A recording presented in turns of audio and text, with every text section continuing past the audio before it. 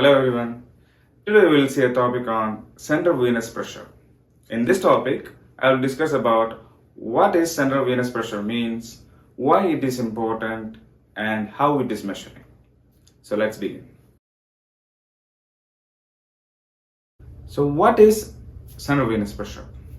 It is also known as mean venous pressure.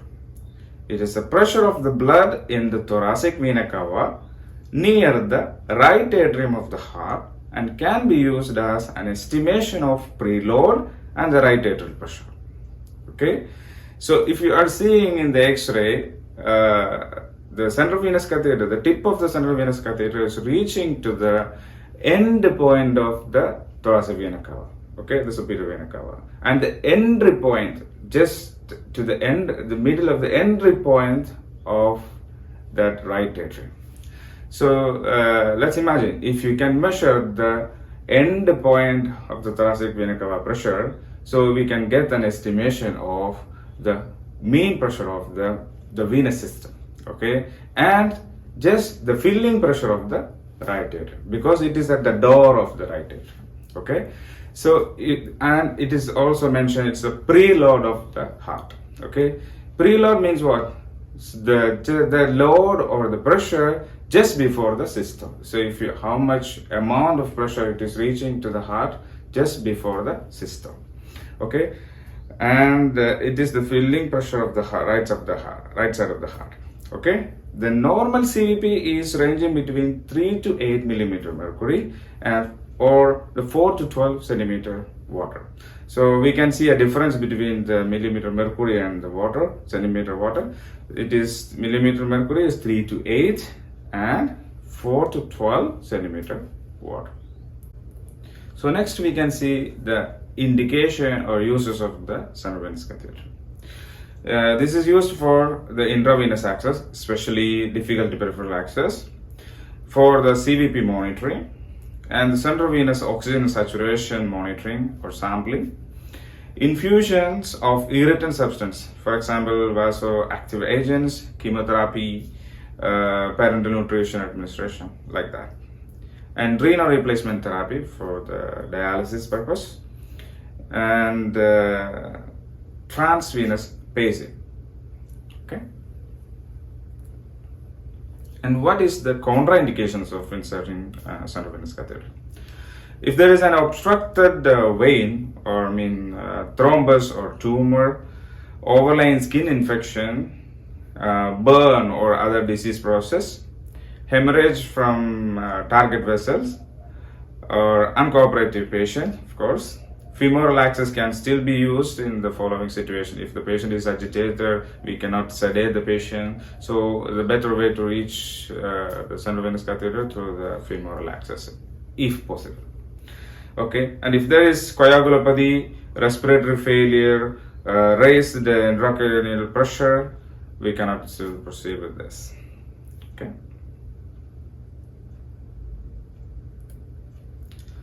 And what are the complications during this insertion or after that?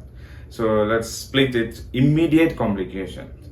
So what are the immediate complications? Pneumothorax, failure to locate vein, accidental arterial puncture, hemothorax, hematoma, arrhythmia, thoracic duct injury, guide wire embolus or air embolus. So what are the early signs we can see in the early complications, like cardiac tamponade, pneumothorax, catheter blockage, chylothorax, catheter knots. And late complications like infection, no difference in the rate of catheter-related bloodstream infection between internal jugular, subclavian, femoral side, it's all almost same. Okay, the catheter fracture, the vascular erosion, vessel stenosis, thrombosis, osteomyelitis of clavicle. These are the late complications we can find. So what are the insertion sites? Mainly internal jugular vein. So this is mainly for the short-term purpose and subclavian veins is for the usually for the long-term purpose. And if both we cannot access, so for in case of the, as we discussed before, the uncooperative patient, if there is any other issues like for the RTA patient, we may cannot access this area, so we may go for the femoral. And femoral also not good for the long term, and the femoral is especially in the cord blue situation we used to use this femoral access. Okay, so let's see in details. Internal jugular veins, this site is chosen frequently as there is a high rate of successful insertion and low incidence of complications such as pneumothorax. Internal jugular veins are short, straight, and relatively large, allowing easy access. However, the catheter occlusion may occur as a result of head movement and may cause irritation in the conscious patients. These are the problems, but it is more convenient for the short term. Let's see subclavian veins. So what are the benefits and the pros and cons like this site is often chosen as there are more recognizable anatomical landmark, making insertion of the device easier because this site is positioned beneath the clavicle. There is a risk of pneumothorax during insertion, high risk. A subclavian CVC is generally recommended as it is more comfortable for the patient, for the conscious patient, and for the long-term purpose. Okay, let's see in the femoral vein. This site provides rapid central access during an emergency situation, as I mentioned before, like a cord blue situation. As the CVC is placed in a vein near the groin, there is an increased risk of associated infection because the groin is the most like sweaty area, and chance of infection is high over there. Okay. In addition, femoral CVCs are reported to be uncomfortable and may discourage the conscious patient from moving. So, if the patient is for frequent mobilization, we cannot keep this one. This is a high risk for the patient and more inconvenient for the patient. So let's see how it is measuring. The measurement recorded at the end of expiration. Okay, it is measured by the transducing the wave of a central venous line. So the people who are working in the intensive care unit mostly seen the central venous catheter or arterial lines like that, which is connecting to the multipara monitor, okay, through a transducer. The electronic transducer placed and zeroed at the level of the right atrium, the phlebistostatic axis. Okay, it is usually the fourth intercostal space in the mid-axillary line it is used.